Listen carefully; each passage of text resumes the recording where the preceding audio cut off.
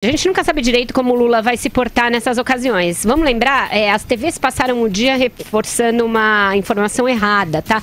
Este não é o primeiro depoimento do Lula como réu. Ele já depois como réu na Justiça Federal em Brasília para o juiz Valisney, naquela outra ação na qual ele também é réu, de obstrução de justiça pela tentativa de fuga ali, de impedir a delação premiada do Nestor Cerveroli. É réu junto com o Delcídio do Amaral. Então, naquela ocasião, o que ele fez? Ele ficou muito pianinho em relação ao juiz, foi tranquilinho, calminho, não peitou o juiz, mas aproveitou para fazer um palanque político. Hoje, a dúvida é se ele vai fazer isso ou se ele, diante do juiz Sérgio Moro, vai usar toda essa empáfia que ele tem usado nos palanques Brasil afora, se dizendo vítima de uma perseguição, dizendo que o juiz Sérgio Moro tolhe o seu direito de defesa. Eu apostaria que não, que esse papel vai ficar para aquele advogado esquentadinho dele, o Cristiano Zanin. Mas a gente vai saber isso logo mais, por enquanto é especulação, o que eu sei como informação, e aí não é especulação. Antes do depoimento, quando eu conversei com parte da defesa do ex-presidente Lula, que a orientação era que ele não xingasse, não ofendesse, não comprasse briga com 3 pessoas que são chaves nesse processo. Léo Pinheiro, da OAS, o Antônio Palocci, que pode vir a fazer uma delação premiada, e o Renato Duque, que não tem informações específicas sobre esse processo, que é o do triplex, mas que já disse que o ex-presidente Lula o mandou destruir provas. Então não é para fazer bravatas em relação a essas 3 pessoas, para negar, dizer que as pessoas que são presas ficam submetidas a uma tortura psicológica, mas nunca emparedar essas pessoas que falaram sobre ele sob pena de piorar a sua situação jurídica. E será que ele vai conseguir, Andreasa? Não sei. O que eu sei, para complementar ou tentar complementar o que disse a Vera, é que naquela ocasião em Brasília, aquele primeiro depoimento de Lula na condição de réu, ele encontrou um juiz sério, porém que lhe deu liberdade para falar o que quisesse. E o Lula então falou. E de fato, o que a gente viu ali e o que a gente soube foi o exercício de um comício, né? O Lula fez de fato um comício, jactou-se loucamente sobre sua biografia, o maior presidente da história, contou sobre suas reformas. Ele faz isso, né? Se tiver espaço. A minha dúvida é sobre se ele teria esse espaço hoje com o Sérgio Moro. O histórico das audiências de Moro, pelo que a gente sabe com os vídeos divulgados, inclusive já teve conflitos com advogados do Lula por esse motivo, é que ele corta mesmo. Quando o depoente, a testemunha, ou o advogado ou a defesa escapa da matéria em questão. Então, me parece que se mantiver o seu padrão, o Lula pode até tentar, mas será cortado naquele estilo muito duro, mas formal do Sérgio Moro. E aí, a minha dúvida é sobre se o Lula reagiria a isso. E como reagiria, se ele seria capaz de, diante do juiz, fazer o discurso de vítima, como seus advogados fazem, se dizer cerceado, etc. e tal. Eu tendo a concordar com a Vera. Tá? Agora, é muito curioso que um valentão como Lula, né, um herói do povo brasileiro, guerreiro do povo brasileiro, vá para uma audiência com um juiz cheio de restrição, né? Não pode falar disso, não pode falar daquele, não pode falar daquilo. É um sinal de que o cerco se fecha sobre ele. O que é muito importante é o que ele vai fazer depois, tá? Não importa como será essa audiência, se ele será massacrado, se será ruim para ele, se ele não terá respostas, não importa. O fato é que ele sairá de lá para um ato político, que ele diz que talvez não vá, mas ele vai com certeza e vai fazer política, que é o que ele sabe fazer, vai fazer campanha, que é o que ele está fazendo sem nenhuma reação do Tribunal Superior Eleitoral há meses. Vai, Madu. O Lula, na minha opinião, é o rei da bravata. Ele é useiro e vezeiro em lançar a mão de bravata, principalmente quando ele está acuado. E eu creio que quem deve estar muito preocupado são os advogados dele, porque por mais que eles tenham orientado ao Lula para não falar, por exemplo, do atacar o Palocci, não atacar o Léo Pinheiro e tal, eu acho que dependendo de como se encaminhar o interrogatório, se ele se vê muito acuado, ele vai lançar uma... Não existe homem mais honesto no Brasil e por aí vai, entendeu? Eu desafio a que provem, enfim, ele pode ir por um caminho que só areia movediça. Quanto mais ele fala, quanto mais ele se fecha, mais ele se mexe, mais ele afunda. O Lula tem essa... antes da gente entrar com o pessoal do FM, né, eu já tinha falado, o Lula é um sujeito imprevisível. Ele é mercurial, ele age muito com sentimentos, né? Ele não é um cara muito autocontrolado. Vamos ver o que acontece. Depende também da quantidade de UCA, né? Se é que eles iriam alguma antes da audiência, sei lá, para tomar coragem. Agora, Vera, a gente viu também nas imagens aí antes e agora, antes da gente entrar no FM e agora também e antes com a Carol Ercolim, dos senadores e deputados que foram lá fazer figuração para o Lula e servir de papagaio de pirata a ele, né? Estavam lá a senadora Gleice Hoffmann, o senador Lindbergh Farias. Só lembrando, o Senado tem sessão hoje, tá? Sessão deliberativa, tá ocorrendo agora à tarde. E de manhã houve uma audiência pública sobre a reforma trabalhista, essa que o PT não se cansa de atacar, com o presidente do Tribunal Superior do Trabalho e outras pessoas, uma audiência pública. Eles não dizem que o governo quer empurrar a reforma goela abaixo das pessoas sem discuti-la. Ela está em debate no Senado, onde os senadores deveriam estar dando o expediente, estar votando as matérias, estar cumprindo a sua função legislativa. Aliás, tem mais um aqui, mas se ao você invés quiser ouvir. Quem mais? É o Lindbergh, porque a gente ouviu a Jandira, a Gleice. Tem o que disse aí o Lindbergh. Vou tirar o fone, hein? Vou tirar o fone. Coloca aí, Reginaldo. Vamos caminhar com o Lula até ali à frente, vamos deixar ele nas portas da Justiça Federal, onde ele vai prestar um depoimento histórico.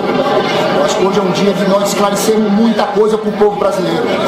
Mostrarmos que o que está em curso é uma farsa. Na verdade, esse processo ali, esse golpe é um golpe continuado. Não era só afastar Dilma. Era afastar Dilma, retirar direito dos trabalhadores, entregar o prensal, e querem agora impedir que o Lula seja candidato. É a segunda etapa do golpe. Aí, faltava ele só, Vera Magalhães. Aliás, essa turma toda está lá em Curitiba. E eu vou jogar para você, o Andreasa. Você acha que o Lindbergh se elege deputado aí no Rio de Janeiro? Você acha que ele consegue, tendo em vista tudo que aconteceu no processo de impeachment? Ele está muitos processos. Você acha que ele consegue vencer alguma eleição aí no Rio? Deputado sim, né? Porque radicalizou o discurso, cometeu muitos erros, ficou ceifado, a meu ver, para uma reeleição ao Senado e para qualquer cargo, para qualquer outro cargo majoritário. Houve aquela gestão dele, de prefeitura de Nova Iguaçu, terrível, aliás, investigada, né, com muitas denúncias de corrupção. O pessoal de Nova Iguaçu não pode nem ouvir falar em Lindbergh, né? Prefeito de Nova Iguaçu morava no Rio. Prefeito de Nova Iguaçu, os filhos estudavam na Escola Parque, na Gávea. Aí é molezinha, né, Lindbergh? Então, agora é isso. Tem um nicho, né? E basta ter lá seus 20, 30 mil votos para se eleger deputado, e isso ele tem. Agora, é muito difícil você... Eu vou repetir o que eu falei antes, né, mais cedo. É muito difícil olhar para essa cafonalha toda reunida, né? E foi o que a Vera disse, essa costura de discursos mentirosos, cada um mentindo de uma maneira, é um quebra-cabeça de mentira. É incrível como esses artistas conseguem sustentar o tabuleiro dessa grande farsa, né? Tem toda a bancada do PT...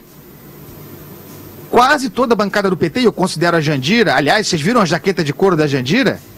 Tá brincando, hein? Comunista assim é fácil. Estão todos lá. Estão todos lá. Que se dane a reforma da Previdência. O troço é a narrativa. Então vocês acham que essa mulambada toda viajou para Curitiba para, quando acabar o depoimento do Lula, não ter ato político, não subirem em palanque, não fazerem discurso? Alguém acredita nisso? É claro que vão falar. É claro que vão falar. Isso é um ato seria o ato de lançamento de campanha do Lula se ele não se lançasse diariamente. Diariamente. E ele vai lá hoje dizer que enfrentou o juiz Sérgio Moro. É o que ele vai dizer. com a chancela da Veja, com a chancela da Isto É e de tantos outros, num debate de igual para igual com o juiz federal, ele na condição de réu. É tudo muito vergonhoso, é tudo muito cafona. Esse acampamento do PT, do MST, sei lá, tem uma imagem aí que aparece um cara fumando cachimbo, vocês viram? Um cachimbo desse tamanho, é craque aquele troço. Calma. Mais meia hora mais meia hora aquele acampamento ali vira a Cracolândia, minha gente. Desmonta isso logo. Calma. Calma, pai Andreasa. Olha a sirene aí, Andreasa. Vai, Madu, você. O que vai acontecer amanhã, o Lindbergh Farias, a Gleisi Hoffmann, a Jandira Fegali, o Zeca do PT, né? O Zeca do PT, o Zeca lá, o Zeca Dirceu, o Zeca filho de Zé Dirceu. Enfim, tem lá os irmãos da Floresta também estão lá, o Jorge Viana, o irmão dele. Eles vão todos apresentar atestado médico lá para não ter cancelado o ponto deles no Congresso. É o que vai acontecer. Mas eu acho o seguinte, primeiro, a gente tem que ver qual vai ser as regras do jogo para as eleições do ano que vem. Eu acredito ainda que você vai ter modificações ainda bastante importantes nas regras do jogo eleitoral, né? E ainda mais a esquerda, esse pessoal com esse discurso aí, esse apoiamento irracível ao Lula, né? Lula até a morte.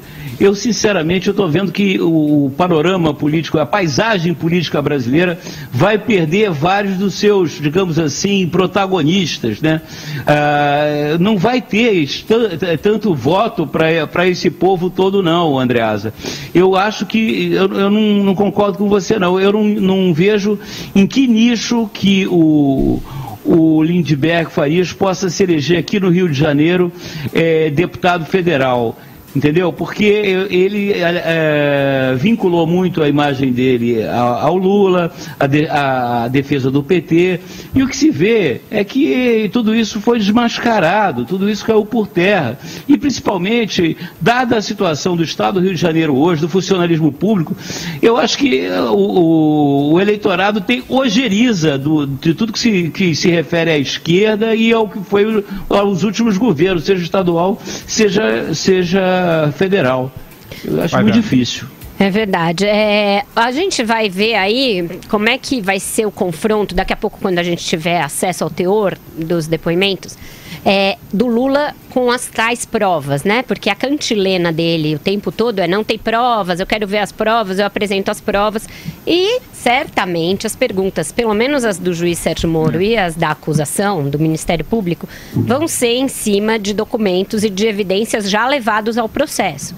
Porque existem documentos e provas já levados ao processo. Tem a escritura do triplex, tem a guarda, tem as notas fiscais da guarda desses presentes pela OAS, o pagamento pela OAS desses presentes durante anos a fio. O que o Lula vai justificar? O que ele vai dizer para uma empreiteira com contratos abundantes com o governo ter pago presentes que nem ao certo se sabia se ele poderia levar quando saísse da presidência?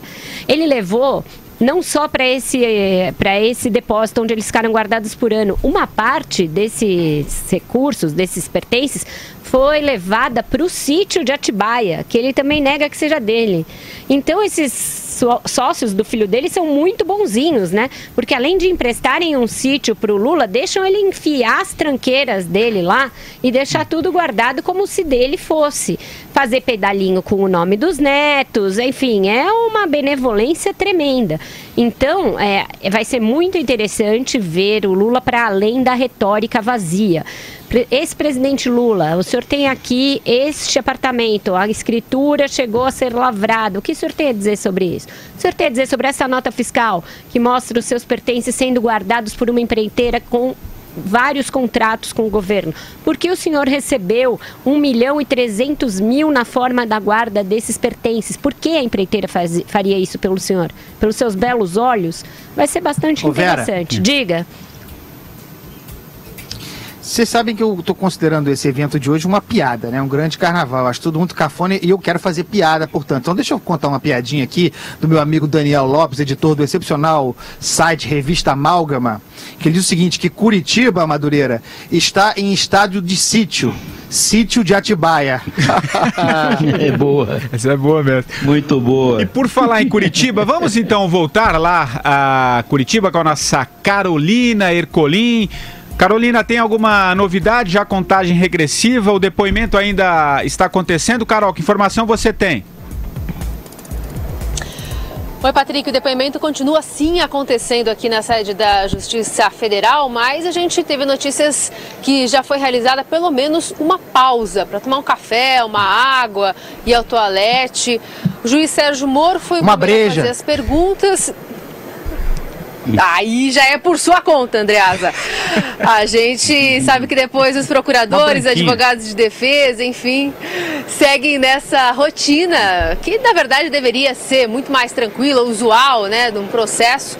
E, na sequência, portanto, é que tudo vai ser esclarecido e os processos, as imagens vão ser, enfim, subidas, né, vão ser catalogadas, protocoladas, enfim, disponibilizadas no sistema da Justiça. Mas o fato é que pelo menos uma pausa já teve, os celulares continuam colocados numa caixinha, travados ali, segundo a assessoria de imprensa, e portanto ninguém tem acesso ao que está acontecendo lá dentro, a não ser justamente pela assessoria da Justiça Federal. Aqui do lado de fora tem uma movimentação da polícia, aparentemente ou é horário de troca de turno ou é horário da janta. Então essa movimentação que a gente vê por aqui, porque morador realmente não deu a cara para fora, até porque agora começa a esfriar, já choveu, já teve sol e agora começa a esfriar bastante aqui na capital do Paraná. Curitiba a gente não esperava outra coisa. E lembrando que tem ainda às 6 da tarde, como mencionou mais cedo a Andreasa, pelo menos os advogados de defesa de Lula prometeram essa reunião, essa coletiva para explicar o que aconteceu hoje nessa audiência. E aí a brincadeira interna aqui dos jornalistas é isso, ó, vamos lá, vamos acelerar, porque tem horário marcado às 6 da tarde lá num outro bairro daqui, fica 20 minutos daqui em Santa Felicidade, e não pode demorar muito essa audiência para acabar por conta disso, né?